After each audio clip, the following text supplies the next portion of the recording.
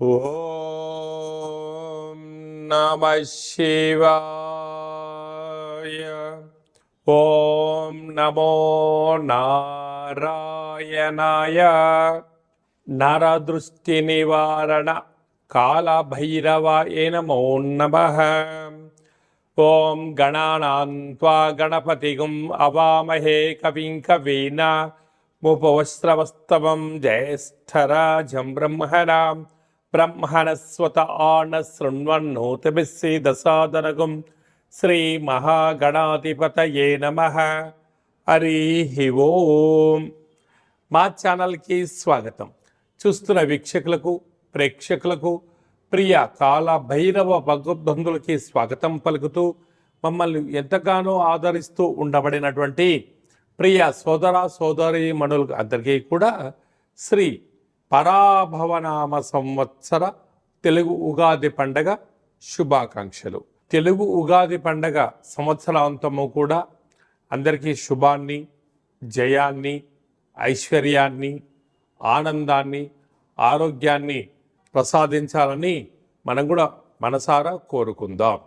16/3/2026 నుండి 31/3/2026 వరకు పుట్టినటువంటి వారందరికి కూడా ముందస్తుగా జన్మదిన శుభాకాంక్షలు.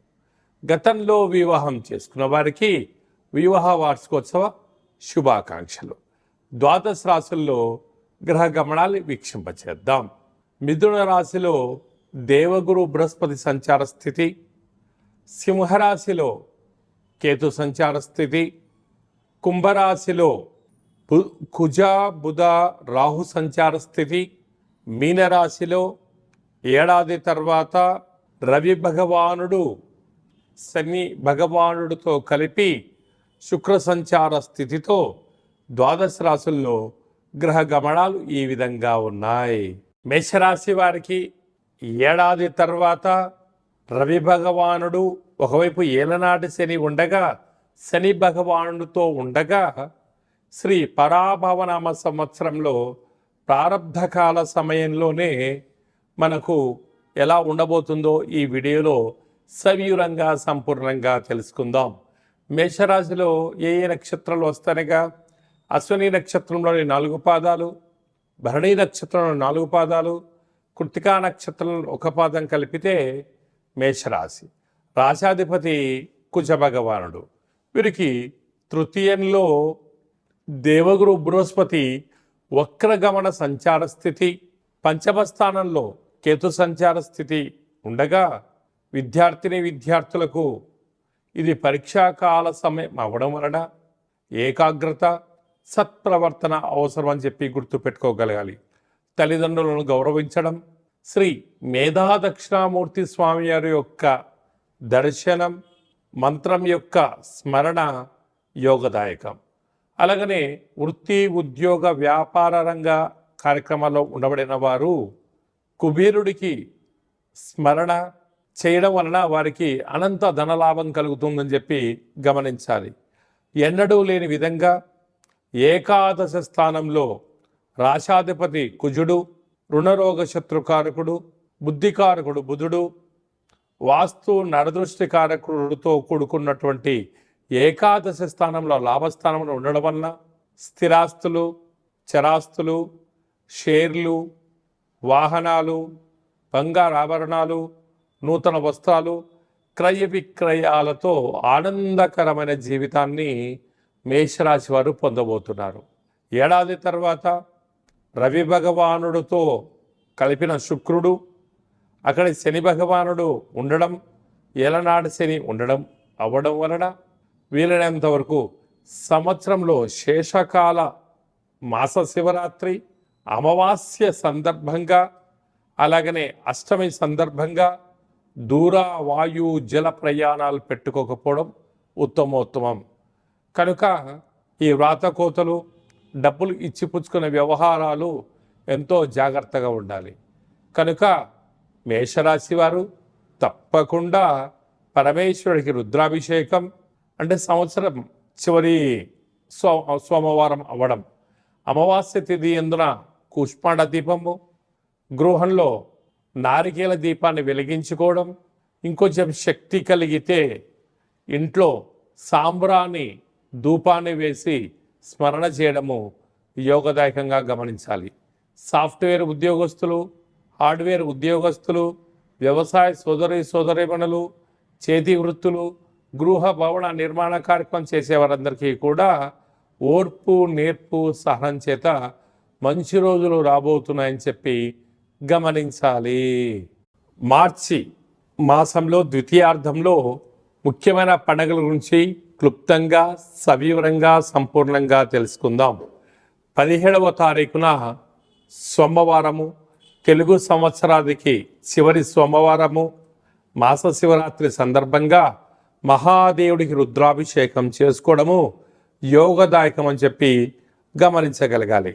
అలాగనే 18వ తారీఖున బుధవారము, అంటే మంగళవారంతో కూడుకున్నటువంటి అమావాస్య, బుధవారం రోజు కూడా అమావాస్య ఛాయలు కొనసాగుతూ ఉన్నాయి కనుక మనము తెలుగు సంవత్సరానికి చివరి అమావాస్య అవ్వడం వలన ఇంట్లో కూష్మాండ దీపాన్ని వెలిగించుకొని ఇంటికి దిష్టి తీసి బయట వేయడము, చాకలి వారితో ఆశీర్వచనం తీసుకోవడం వల్ల సకల శుభం కలుగుతుందని చెప్పి గమనించాలి. అలాగనే మనకు 19వ తారీఖున శ్రీ పరాభవనామ సంవత్సరము ఉగాది పండగ ప్రారంభము. ఆ రోజు మనము మంగళ స్నానమును ఆచరింపచేసి షడ్రుచుల సమ్మేళనమైనటువంటి తీర్థప్రసాదాలు స్వీకరించడము, పంచాంగ శ్రవణము, దేవతా దర్శనము, తల్లిదండ్రులకు, గురువులకు నమస్కారం చేయడము శుభసూచకం. అలాగనే మనకు 27వ తారీఖున శ్రీరామనవమి అనగానే రాముడి కళ్యాణంలో పాల్గొనడం వలన సకల శుభాలు, ఐశ్వర్యం కలుగుతాయని చెప్పి గమనించాలి. అలాగనే మీ వ్యక్తిగత జాతకం తెలుసుకోవాలనుకుంటున్నారా? మీరు మీ యొక్క పేరు, పుట్టినటువంటి తేదీ, నెల, సంవత్సరం, పుట్టినటువంటి సమయం రాసి వాట్సాప్లో పంపించగలిగినట్లయితే 100 సంవత్సరముల జాతకాన్ని రాసి పంపించి మీరు పుట్టినప్పుడు గ్రహ గమనాలు ఎలా ఉన్నాయి, ప్రస్తుతం ఎలా ఉంటున్నాయి, రాబోయే కాలం ఎలా ఉండబోతున్నాయో సవివరంగా, సంపూర్ణంగా తెలియజేయడం జరుగుతుంది. చాలామందికి పుట్టినటువంటి కాల సమయంలో డేటా ఆఫ్ బర్త్లు లేనటువంటి వారికి మీ పేరు యొక్క మొదటి అక్షరాన్ని అనుసరిస్తూ రాశిని తెలియజేస్తూ రాశి యొక్క స్థితిగతులను మనం తెలుసుకుంటూ, అలాగనే రమణ శాస్త్రం ద్వారా అనగా గవ్వళ ద్వారా కాళభైరవ ఉపాసన చేత భూత, భవిష్యత్, వర్తమానాన్ని తెలియజేయడం జరుగుతుంది. కనుక ఈ కింది నెంబర్ను సంప్రదించి అపాయింట్మెంట్ తీసుకొని సంప్రదించగలరు. అందరికీ ఈ తెలుగు సంవత్సర ప్రారంభ కాల సమయంలో అందరికీ ఆయురారోగ్యాలు ప్రసాదించాలని శ్రీ రామచంద్ర స్వామి వారి యొక్క కళ్యాణ మహోత్సవ ఆశీస్సులు ఉండాలని కోరుకుంటూ ఆశీర్వచనం. ఓం దాశరథాయ విద్మహే సీతావల్లభాయ ధీమహి తన్నో శ్రీరామచంద్ర ప్రచోదయాతు. హరి ఓం. శతమానం భవతి శతాయు పురుష సతేంద్రియ ఆయుష్యేవేంద్రియే ప్రతిష్టతి. ధనం ధాన్యం బహుపుత్రలాభం శత సంవత్సరం దీర్ఘమాయు. శ్రీ పరాభవనామ సంవత్సరాంతం ఆయురారోగ్యం, ఐశ్వర్యం, అనుగ్రహం, ప్రసాద సిద్ధిరస్తు. తదాస్తు. ఈ వీడియో మీకు నచ్చినట్టయితే లైక్ చేయండి, షేర్ చేయండి.